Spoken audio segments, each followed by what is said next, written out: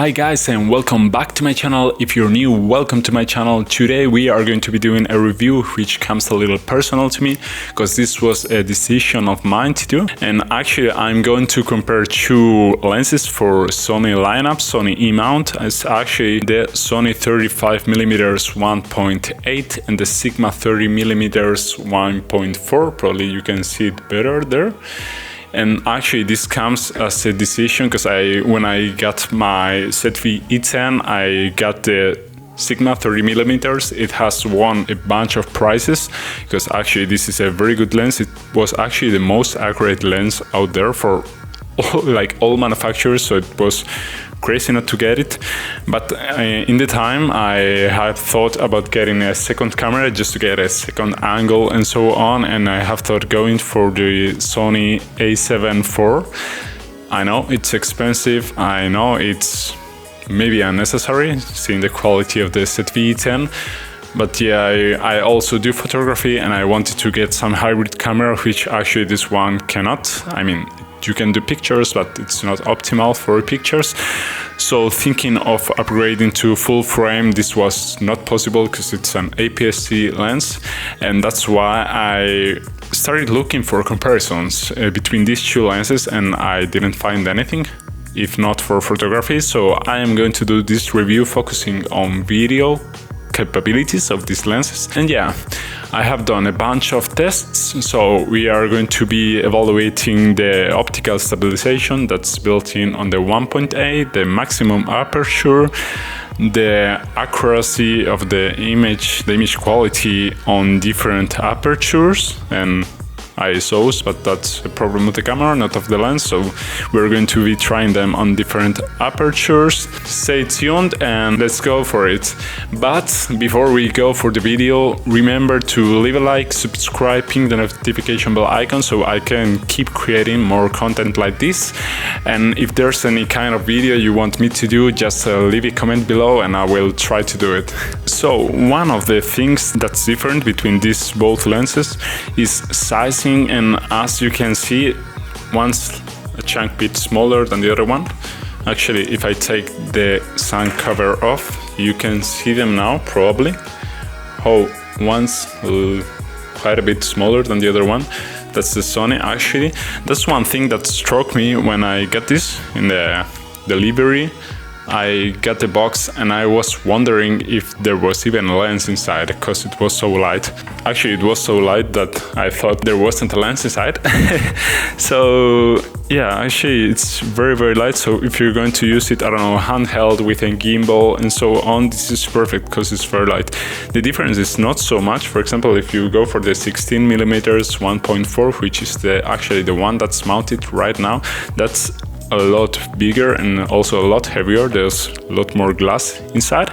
So yeah, I mean, it's not a world-changing difference, but something to take into account, especially if you're someone who's traveling, because that's a more weight you're adding to your bag every time you take it out.